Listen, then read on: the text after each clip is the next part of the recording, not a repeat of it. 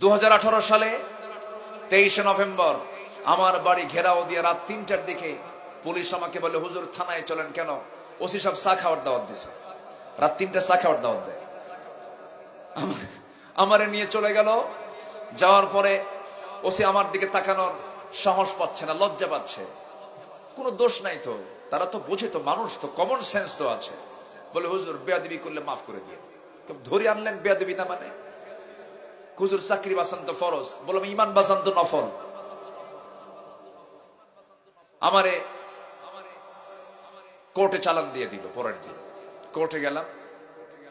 জাজ আমার দিকে তাকায়া জিব্বায় কামড় মেরে কয়, হুজুরে ধরলো কেটা?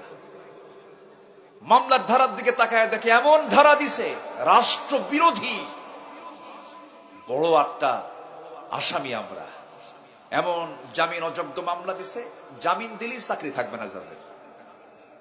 জামিন অযোগ্য করে প্রিজন ভ্যানে করে হ্যান্ডকাফ লাগায়া প্রিজন ভ্যানে করে আমারে জেলখানায় পাঠায় দিল।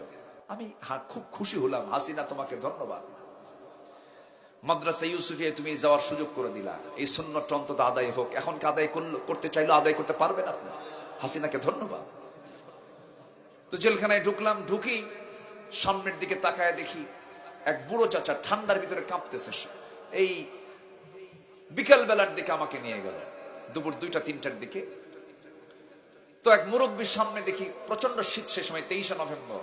আমার দিকে তাকায়া যেন তিনি আকাশের চাঁদ পেলেন। আমাকে দেখি সালাম দিয়ে বলে, আশীর্দ বয়স, সালাম দিয়ে বলে, হুজুর আপনি জেলখানায় ঢুকলেন, খুব খুশি হলাম। বললাম, চাচা জেলখানায় ঢুকলে কেউ খুশি হয়? বলছে, বাবা জীবনে বহু ওয়াজ শুনছি, আপনার সামনে বসে থেকে এত ওয়াজ শুনছি, আর চেষ্টা করছি, টার্গেট করছি আপনার সঙ্গে একটাবার মুসাফা করব, পারি নাই। আল্লাহ কিসমতে জুটাই দিছে। দোয়া করি আপনি জেলখানায় থাকেন। তো বললাম, চাচা আপনি তো দোয়া দিয়ে দিলেন, ভালো কথা, তো আপনি জেলখানায় কেন নাতিপুতি থুইয়া?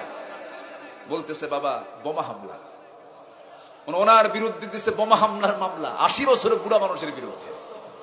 বলেন তো 80 বছরের বুড়া লোকের হাতে যদি বোমা দেওয়া হয়, বোমা কি জায়গায় পড়বে না মাথায় পড়বে?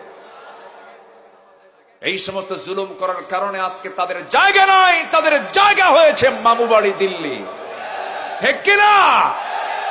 জুলুম করবেন তো ধরা খাবেন।